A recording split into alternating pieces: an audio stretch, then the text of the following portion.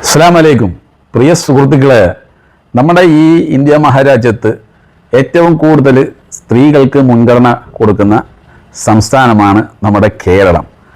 ആ കേരളത്തിൽ KSRTC ബസ്സിൽ ഒരു സ്ത്രീ എനിക്കിവിടെ ഇറങ്ങണം, കുറച്ച് അർജൻറ്റാണ് എന്ന് പറഞ്ഞ് കൃത്യമായിട്ട് പറയുന്നുണ്ട് എനിക്ക് അർജൻറ്റാണ് എന്നുള്ളത്. അത് പറഞ്ഞിട്ട് നിർത്തി കൊടുക്കാത്തത് കൊണ്ട് സ്വാഭാവികമായിട്ട് എന്താവുന്നു, ആ സ്ത്രീക്ക് ദേഷ്യം വരുന്നു.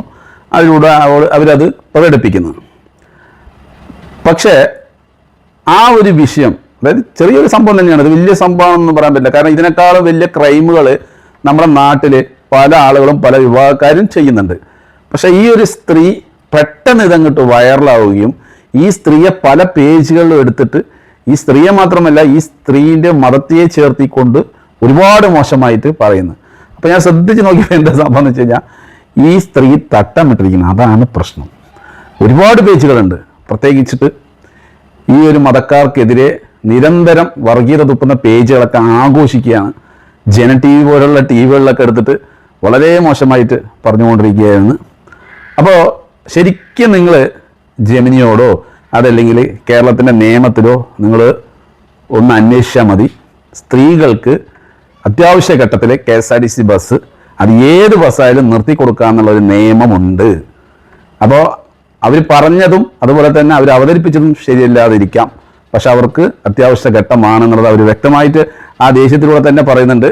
എനിക്ക് നിർത്തിത്തരണം, അത്യാവശ്യ കാര്യമുണ്ട് എന്നുള്ളത് തന്നെ പറയുന്നുണ്ട്. ഓപ്പണായിട്ടൊരു പെണ്ണിന് പറയാൻ കഴിയില്ല എനിക്ക് മൂത്രം ഒഴിക്കണം അല്ലെങ്കിൽ എനിക്ക് തൂറാൻ പോകണം എന്നൊന്നും പറയാൻ കഴിയില്ല, അല്ലേ? ശരിയല്ലേ? അത് ഏത് സ്ത്രീ ആയാലും ശരി. ഇത്രയും ആൾക്കാരുടെ മുന്നിൽ വെച്ച് അത് പറയാൻ പറ്റുമോ? അപ്പോൾ തീർച്ചയായിട്ടും അവർ അതിൻ്റെതായിട്ടുള്ള രീതിയിൽ പറഞ്ഞു. പക്ഷെ അത് ചില ആളുകൾക്ക് പറ്റിയില്ല. സോഷ്യൽ മീഡിയയിൽ അങ്ങോട്ട് അവരുടെ അടുത്ത് അലക്കുകയാണ്, വല്ലാത്തൊരു അലക്കൽ. പ്രത്യേകിച്ച് അവരുടെ മതത്തിനെയും അവരുടെ തട്ടത്തിനെയും ഒക്കെ എടുത്തിട്ട് ഒരുപാട് മോശമായിട്ട് പറയണം. ഇത് പല മുസ്ലിങ്ങൾക്ക് പോലും അറിയുന്നില്ല, അവർ അതിനൊപ്പം ചേർന്നുകൊണ്ട് വളരെ മോശമായിട്ട് പറയുകയാണ്. ഒന്നാലോചിച്ച് നോക്കൂ.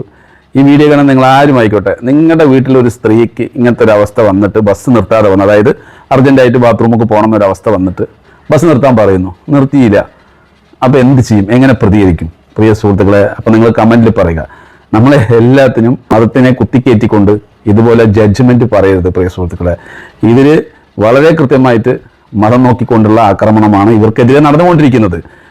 ഒരുപാട് കേസുകൾ ഇവിടെ വരുന്നുണ്ട്, കഞ്ചാവ് വെക്കുന്നതും അതുപോലെ തന്നെ സ്ത്രീകൾ ഒരുപാട് ക്രൈം ചെയ്യുന്നതൊക്കെ നമുക്ക് വാർത്തയായിട്ട് വരുന്നുണ്ട്. അതെല്ലാം ഒരു പേജിൽ ചിലപ്പോൾ ഒരു വാർത്താ ചാനലോട് കൂടി അത് അവസാനിക്കും. പക്ഷേ വൈറലാകണമെങ്കിൽ നിങ്ങളുടെ തലയിൽ അങ്ങനത്തെ കേസിനൊക്കെ വൈറലാകണമെങ്കിൽ അത് ഏത് കേസായാലും ഏത് ക്രൈം ആയാലും അത് സോഷ്യൽ മീഡിയ മൊത്തം ചർച്ച ചെയ്യും, അത് വൈറലാകുകയും ചെയ്യണമെങ്കിൽ നിങ്ങളുടെ തലയിൽ തട്ടം വേണം, അല്ലെങ്കിൽ തൊപ്പി വേണം, അല്ലെങ്കിൽ താടി വേണം. ഇതാണ് ഞാൻ മനസ്സിലാക്കിയത്. അപ്പോൾ പ്രിയ സുഹൃത്തുക്കളെ, നിങ്ങളുടെ വിലപ്പെട്ട അഭിപ്രായം കമൻറ്റിൽ പറയുക.